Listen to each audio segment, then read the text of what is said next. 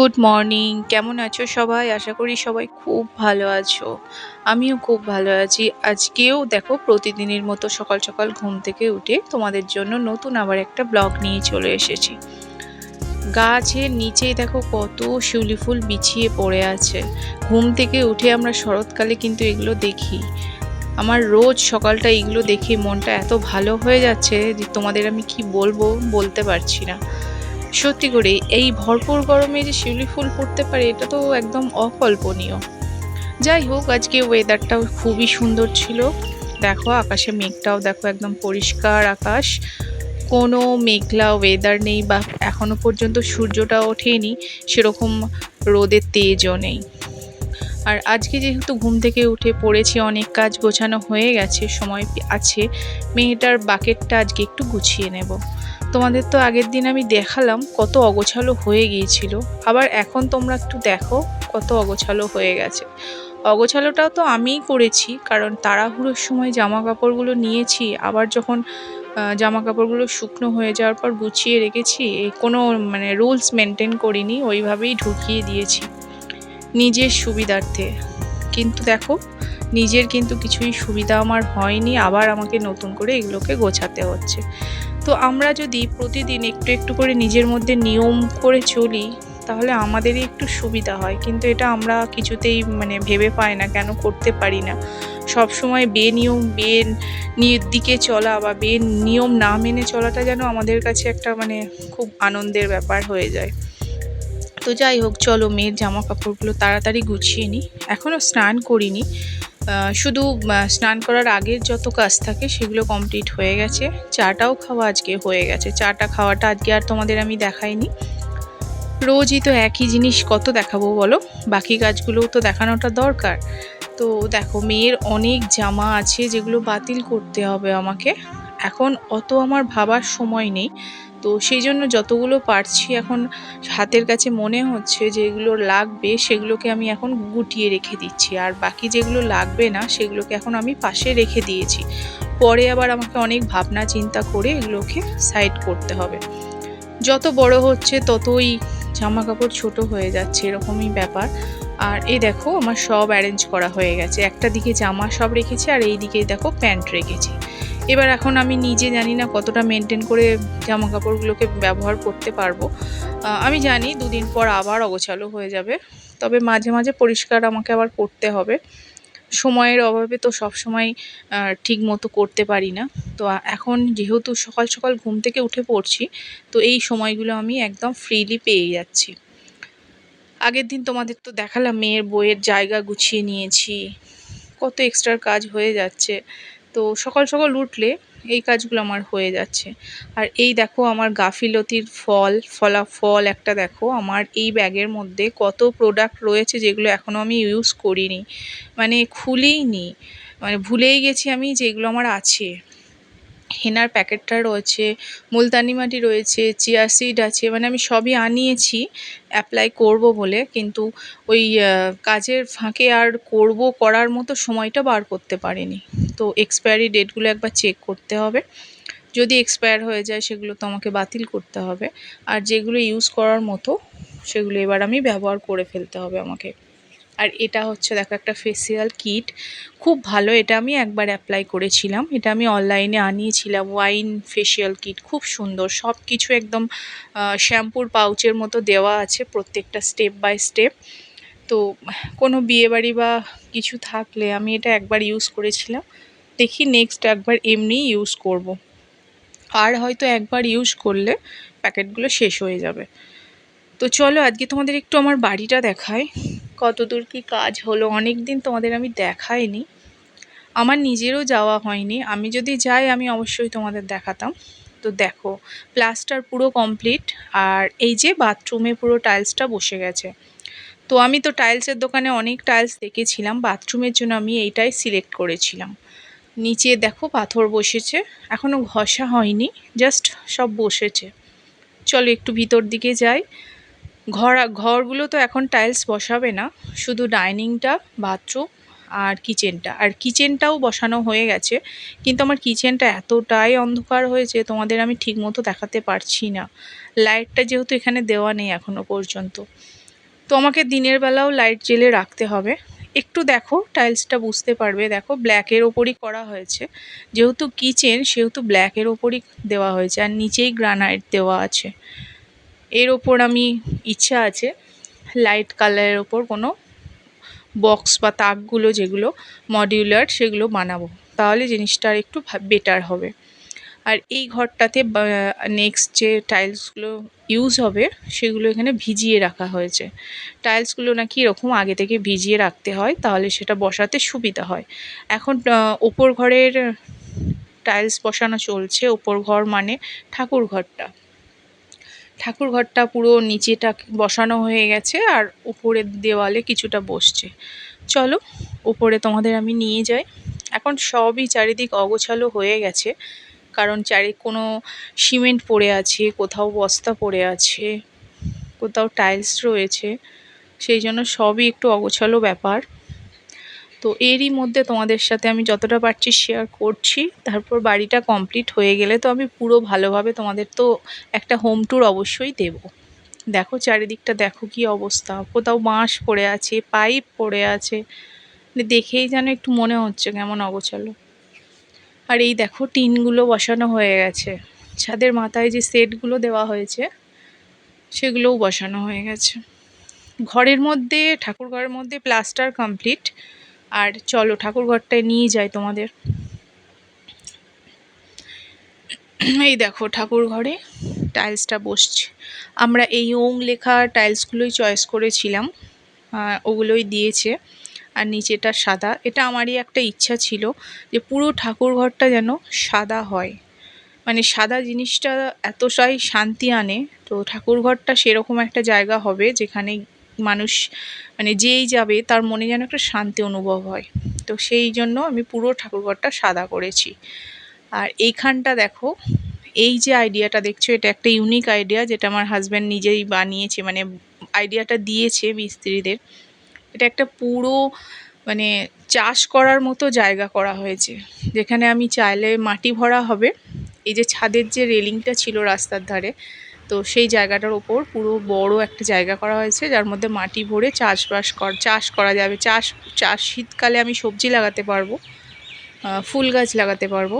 আর এই দেখো সূর্য মাথার ওপর এবার এসে গেছে। আর তখন যখন আমি সকালে উঠেছি তখন তো কিছুই ছিল না, অন্ধকার অন্ধকার ভাব। তো কাজকর্ম হয়ে গেছে, এখন সূর্যের দেখা পাওয়া গেল। মেয়েরাও এবার ওঠার সময় হয়ে গেছে, মেয়েরা নিচেই ঘুমাচ্ছিল। তো আমি সেই ভাগেই তোমাদের কাছে চলে এলাম। আর গ্রামের পরিবেশটা দেখো, চারিদিক তোমরা যে পাখির আওয়াজ শুনছো, কত ভালো লাগে না? একটা নীরবতা চলছে এখন, কারণ পুরো সকাল সকাল তো, খুব সকাল, মানুষজন ঘুম থেকে ওঠেনি, শুধু পাখিরাই ডাকছে। খুব সুন্দর একটা ব্যাপার।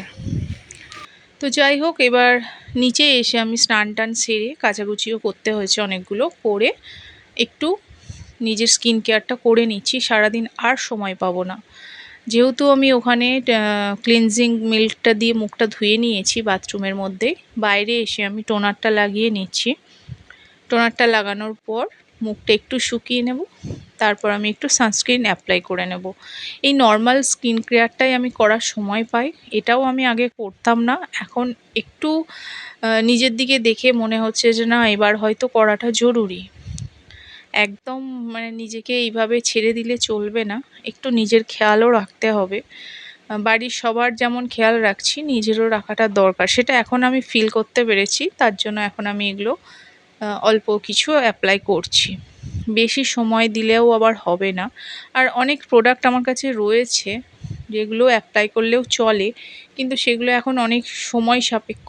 আমি মুলতানি মাটির প্যাক যদি লাগিয়ে এখন আধা ঘন্টা বসতে হয়, তো এই আধা ঘন্টা টাইমটা আমার খুব বার করা খুব কঠিন।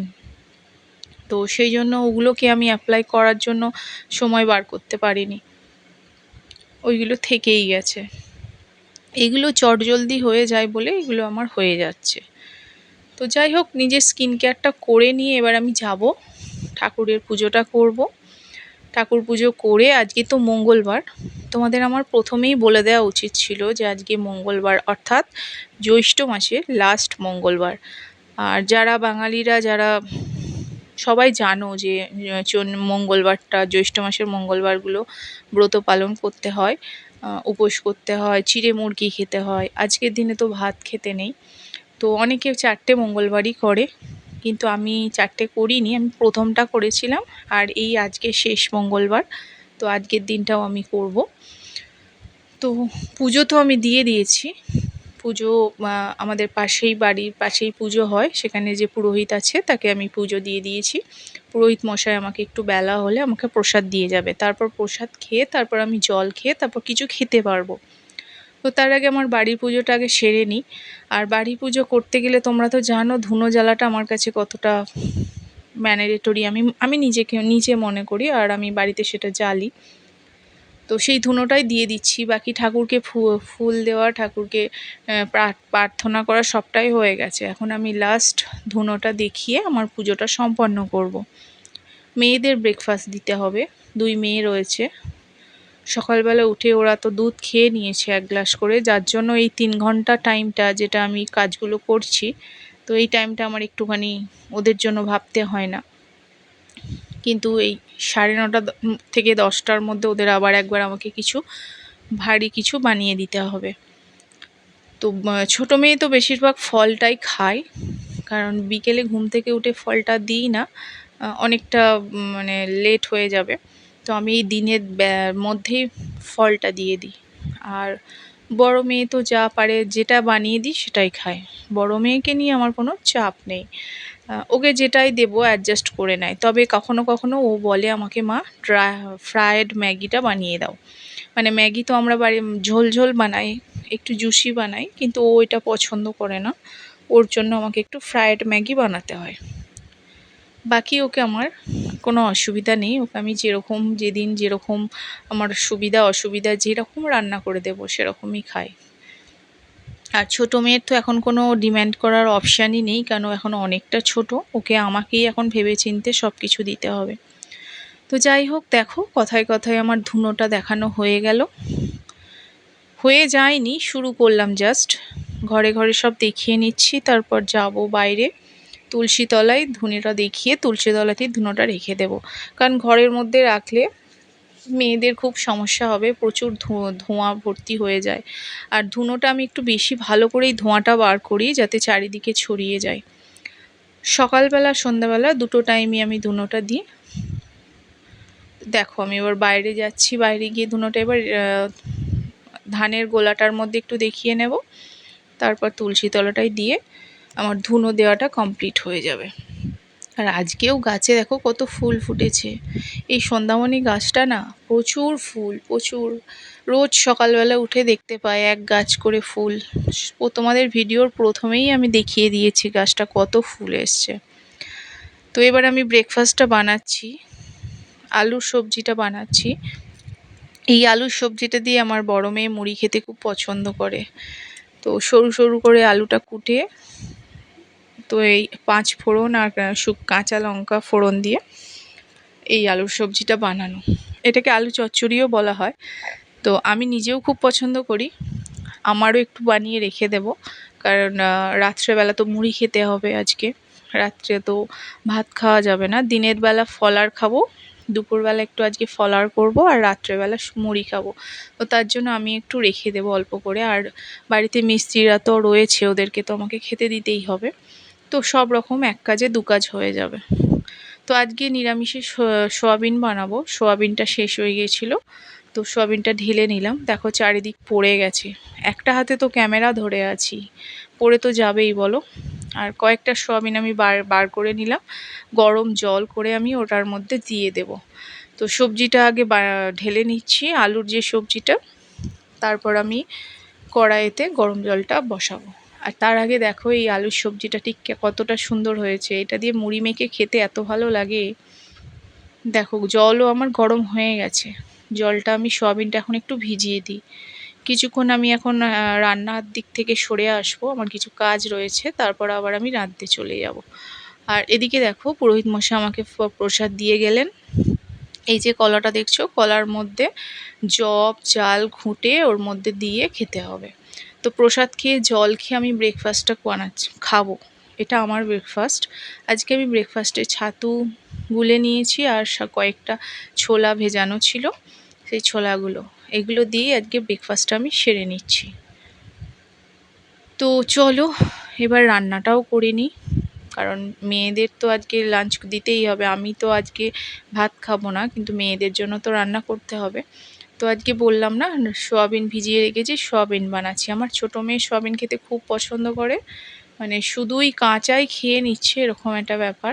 সোয়াবিনটা ভালো করে কষিয়ে আমি ঢাকা দিয়ে দিলাম, সোয়াবিনের তরকারি রেডি। আর এখন আমার লাঞ্চের টাইম হয়ে গেছে। দেখো লাঞ্চে আমি কি কি নিয়েছি: চিঁড়ে, মুরগি, আম, কলা, একটু দুধ নিয়েছি।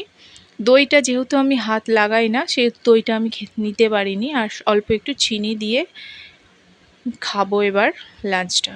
আর লাঞ্চটা করবো, দাঁড়াও দাঁড়াও, আমার একটা কাজ থাকলে না আমি শান্তি করে বসে খেতে পারি না। এই যে এইটা একবার দেখে আসি কিছু অসুবিধা আছে কিনা। রোজকার তো এখন ডিউটি হয়েছে এই যে আমসত্ত্বটা রোদে দেওয়ার, তো দেখলাম যাক ঠিকঠাকই রয়েছে।